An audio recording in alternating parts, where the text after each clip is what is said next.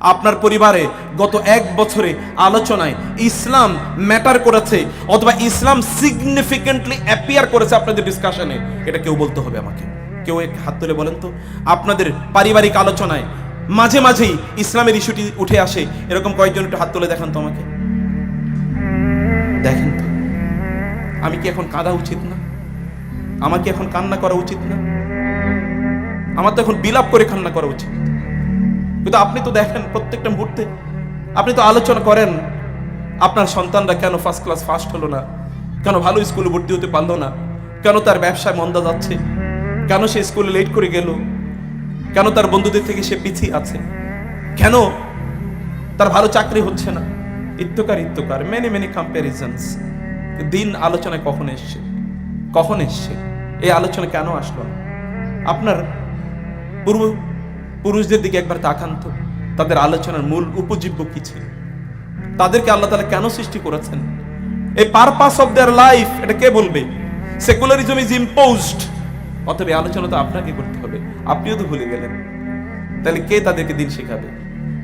আপনি তো তাদেরকে মক্তবে নেবেন না, মাদ্রাসায় নেবেন না, কারণ মাদ্রাসা নিলে ওরা খাবে কি? ওদের তো ভালো চাকরি হবে না। অতএব আপনি তো তাকে পড়াবেন অনেক পশ কোন স্কুলে, অথবা আপনি তাকে পড়াবেন খুবই নাম করা স্কুলে, কারণ বন্ধু বান্ধবদেরকে বলতে হবে না আপনার সন্তানরা কোন স্কুলে পড়ে, কোন কলেজে পড়ে, কোন ইউনিভার্সিটিতে পড়ে, বলতে হবে না? এটা তো একটা স্ট্যাটাস ইস্যু, স্ট্যাটাস, যে আপনি কত ভালো স্কুলে পড়াচ্ছেন, একটা স্ট্যাটাস। এটা আপনি বলতে পারবেন কলিগকে অথবা আত্মীয়কে বলতে পারবেন, তাই না? সেখানেও আলোচনা নাই, আপনিও আলোচনা তোলেন না, এই আলোচনা করেনি না। আমি দ্বিতীয়ত আপনাদেরকে বলতে চাই, আপনাদের সন্তানদেরকে নিয়ে একসাথে নামাজ পড়েছেন বাসায়, গত 1 মাসে যারা, তারা একটু হাত তোলেন তো দেখি। গত 1 মাসে ওই 1-2টা হাতই উঠে বারবার, কিন্তু ওই আলোচনা কই যে আপনি আপনার সন্তানকে নিয়ে সালাতে দাঁড়িয়ে গিয়েছেন? এই আলোচনা কোথায়? সালাত কি কেবল ফরজ, তার বাইরে কি কোনো নামাজ নেই? নামাজ কি শুধু ফরজ, তার বাইরে কি কোনো নামাজ নাই? আছে কি না? আছে।